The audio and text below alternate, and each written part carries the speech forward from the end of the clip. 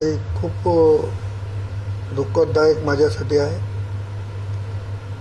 माझे आणि त्यांचे नातेसंबंध होतेच, पण नात्याच्या पलीकडची माझी आणि त्यांची मैत्री होती. 1992ला पहिल्यांदा दोघंही आम्ही जिल्हा परिषदेला निवडून आलो आणि त्यापूर्वी आम्ही दोघंही ज्यांच्या त्यांच्या गावचे सरपंच देखील होतो. 1992च्या आधीपासूनची मैत्री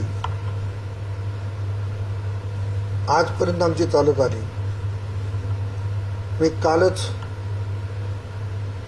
वसंतरावजीच्या तब्येतीची चौकशी करण्यासाठी हैदराबादला गेलो आणि कुटुंबियानं सांगितले की प्रगती होते. रात्री उशिरा मी नांदेडला पोहोचलो आणि सकाळी ही अतिशय वाईट बातमी मला समजली. मित्र कसा असावा तर वसंतरावासारखा. एका मित्राला मी मुकलो. वसंतरावच्या गाण्याने परिसराची जिल्ह्याची खूप मोठी हानी झाली.